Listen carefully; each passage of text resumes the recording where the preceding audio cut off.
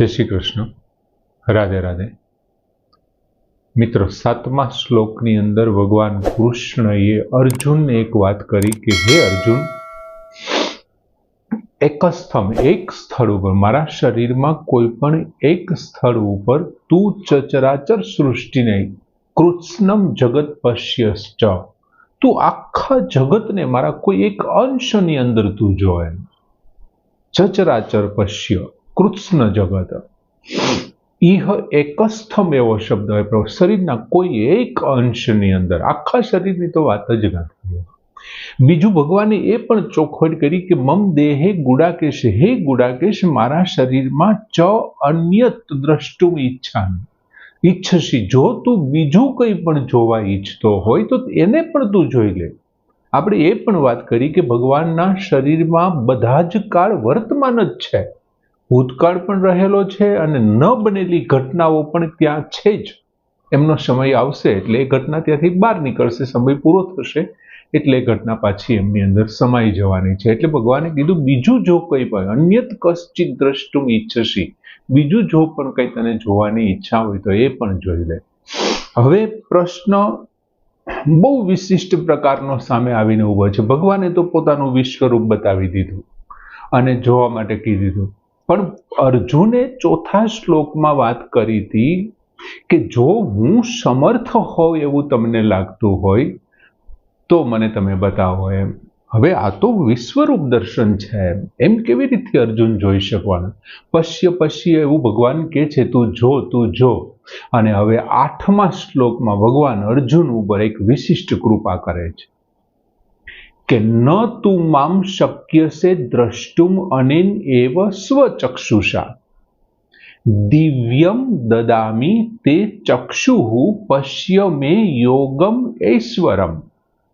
જો ભગવાનને ખબર છે કે હું આમને જે બતાવવાનો છું એ કઈ એની આંખોથી થોડો જોઈ શકવાનો છે, મારું જે વિશ્વરૂપ દર્શન, કેમ કે એમની આંખો કેવી છે?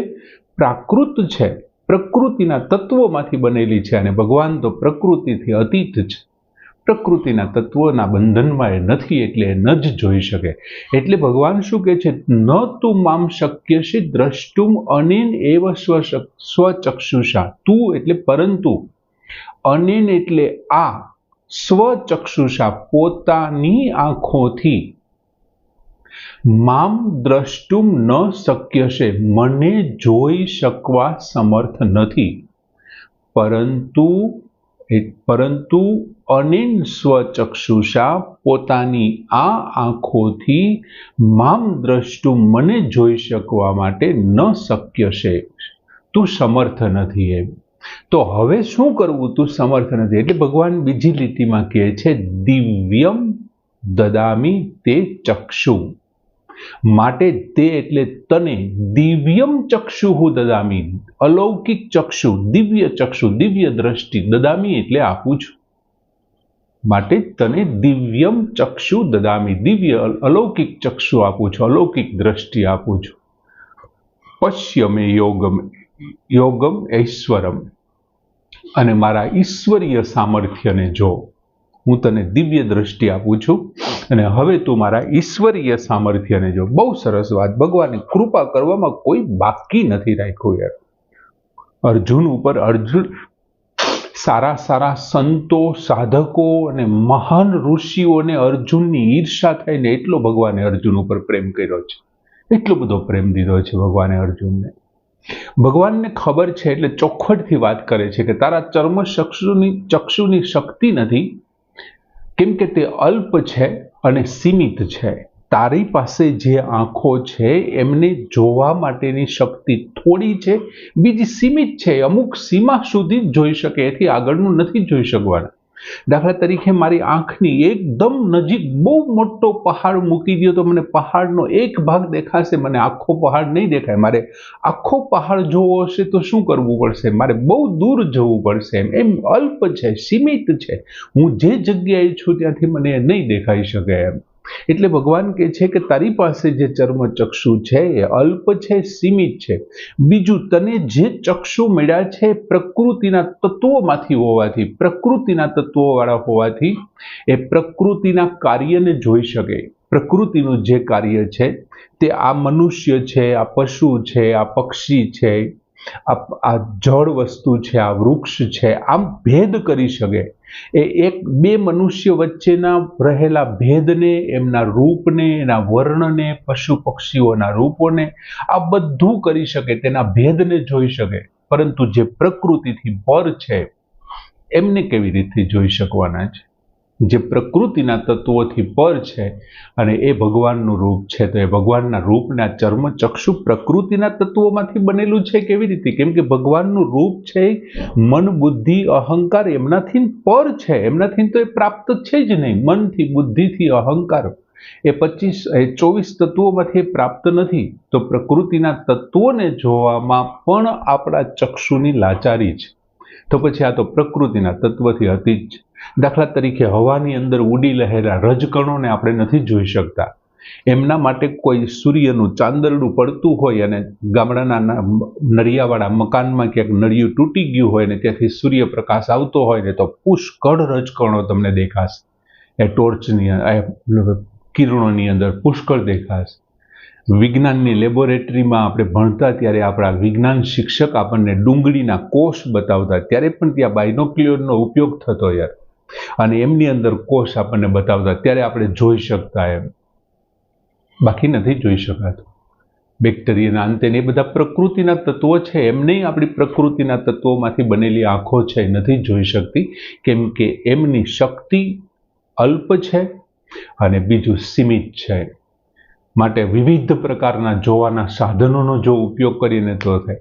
મિત્રો, તમે આ બાબતમાં હું તમને સ્પેશિયલ ભલામણ કરું છું કે વિનોબા ભાવેએ જે ગીતા દર્શન લખ્યું છે ને એમનું થોડુંક વાંચવું જોઈએ. એમણે જે ઉદાહરણોથી સમજાવવાની, વિનોબાજીની જે ઉદાહરણથી સમજાવવાની જે રીત છે એ ખરેખર બહુ સારી રીત છે. એમાં 11મા અધ્યાયમાં તો એમણે લખ્યું છે કે ભાઈ, મહાનતા છે કંઈ એવું જરૂરી નથી કે માથે હાથ મૂકીને જ આવે.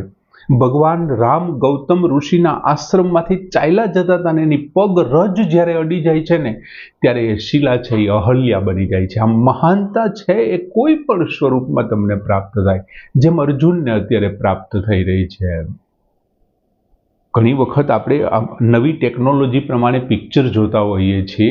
3D પિક્ચર જોવા જઈએ, તમે ખાલી ચશ્મા કાઢી નાખો તો તમારી સામે માત્ર એક બ્લેન્ક પડદો દેખાશે અથવા રંગીન પડદો દેખાશે. જેવા તમે ચશ્મા પહેરશો તો એમની અંદર તમને ચિત્રો દેખાશે, સ્ટોરી દેખાશે અને એટલું બધું દેખાશે જાણે આમ તમારી સાથે રૂબરૂ છે.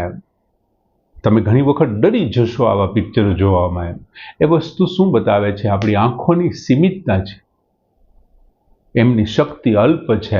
એટલે ભગવાન અર્જુનને કહે છે કે દિવ્યમ દદામી તે ચક્ષુ. મિત્રો, વિનોબાજીએ એક વાત તો દિવ્ય ચક્ષુ બાબતે બહુ સારી વાત કરી. તમે જુઓ, આંખો છે ને, આંખ એ આખા શરીરનું એક મકાન બંધ હોય તો એમની એક બારી જે હોય એ બારીમાંથી આપણે જોઈ શકીએ કે બંધ મકાનમાં શું છે. એમ આંખો છે ને એ શરીરની બારીઓ છે, બે ખુલ્લી બારી છે.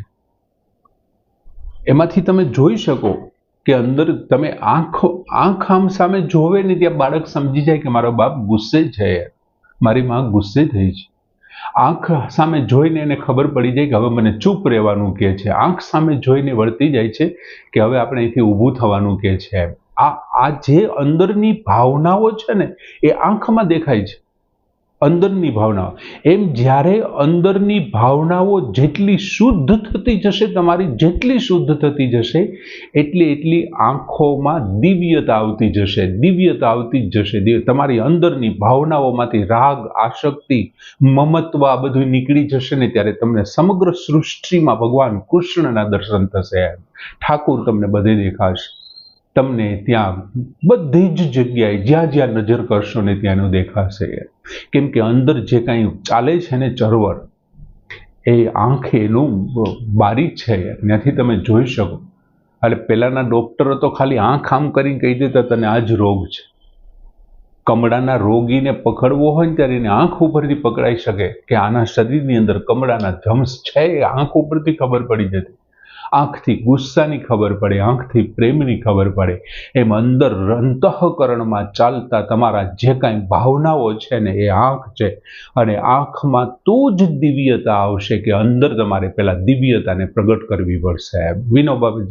વિનોબાજી બહુ સરસ સમજાવ્યું છે, બહુ સારું કે આંખની દિવ્યતા પ્રગટ, અર્જુનની અંદર આવી દિવ્યતા પ્રગટ થઈ છે. ભગવાન કૃષ્ણ કહે છે દિવ્યમ દદામી તે ચક્ષુ, હું તને દિવ્ય ચક્ષુ આપું છું. પશ્ય મે યોગમ ઈશ્વરમ, અને તું મારા ઈશ્વરીય યોગને, ઈશ્વરીય તાકાતને, સામર્થ્યને જો. હું તને ઇન્દ્રિયોથી પર એવા અલૌકિક રૂપ જોવા માટે સામર્થ્યવાળા દિવ્ય ચક્ષુ આપું છું. અને તારા ચક્ષુમાં કાઢી નાખી અને એની જગ્યાએ બીજા ચક્ષુ બેસાડવાના એવું નથી. તારી જે આંખો છે ને એ આંખોની અંદર જ હું એવી વ્યવસ્થા કરી દઉં છું કે દિવ્ય શક્તિ પ્રદાન કરું છું. એટલે એ જ તારી આંખોથી તારે મારા દર્શન કરવાના છે, તારી જે ચર્મચક્ષુ છે એનાથી જ. પણ હું તને થોડી વાર માટે એમાં તારી એક વ્યવસ્થા કરી દઉં છું. દાખલા તરીકે જુનાગઢમાં હમણાં અમે ગયા હતા તો નીચે એક ભાઈ ઊભા હતા, 10 રૂપિયામાં અંબાજીના દર્શન કરો. હવે અહીંથી અંબાજીનું મંદિર નહોતું દેખાતું, નહીં એમ કે અંબાજીના દર્શન કરો, તો એમણે એક મોટું બાયનોક્યુલર મૂકેલું હતું, ઓલા ટેલિસ્કોપ મૂકેલું હતું. અમે 10 રૂપિયા આપ્યા હતા, એણે એને ગોઠવી દીધું અને અમને અંબાજીના દર્શન થયા. અંબાજી જ્યાં હતા માતાજી ત્યાં જ છે, એ જ જગ્યા ઉપર છે. પણ હું મારી નરી આંખે ચર્મચક્ષુથી નહોતો જોઈ શકતો. 10 રૂપિયા દઈ અને પેલા જે ટેલિસ્કોપ હતો ને એમની શક્તિ મેં ભાડે લીધી. એમ ભગવાન કે છે તારા ચક્ષુમાં, ચર્મચક્ષુમાં હું દિવ્ય ચક્ષુનું પ્રદાન કરું છું, એમની તાકાત તને આપું છું, જેનાથી તું દિવ્ય ચક્ષુ વડે તું મારા અનેક રૂપોને જોઈ શકે. ઈશ્વર સંબંધી મારી જે અલૌકિક પ્રભાવ છે ને એને તું જોઈ શકે છે.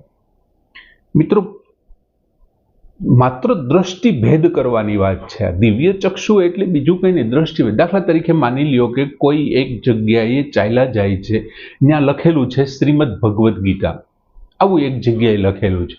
હવે કોઈ અભણ માણસ ત્યાંથી પસાર થશે ને તો એ જોશે તો કે કંઈક કાળું છે, કાળી લાઈન કરેલી છે, કાળા અક્ષરે લખેલું હશે તો એના માટે શ્રીમદ ભગવદ્ ગીતા લખેલું છે શું છે? કાળી લાઈન છે. કોઈ ભણેલ માણસ ત્યાંથી પસાર થશે ને તો એ શું વાંચશે? શ્રીમદ ભગવદ્ ગીતા. યાર, એમને માટે અક્ષરો છે, એમને માટે. હવે માની લ્યો કે કોઈ ઊંડો ચિંતનકાર જેમણે શ્રીમદ ભગવદ્ ગીતાનું ઊંડું ચિંતન કર્યું છે, ખૂબ સારો એમણે અભ્યાસ કર્યો છે, ચિંતન કર્યું છે, અને એ જ્યારે ત્યાં જોશે ને શ્રીમદ ભગવદ્ ગીતા એવું લખેલું જોશે ને એ જ સાથે એમને ગીતાજીના અધ્યાયો, એમના શ્લોકો, ભગવાન કૃષ્ણની એ દિવ્ય વાણી દેખાશે, અર્જુનના પ્રશ્ન દેખાશે, એમને શ્રીમદ ભગવદ્ ગીતામાં બધું દેખાશે. શું કામ? એમનું ચિંતન અંદર છે.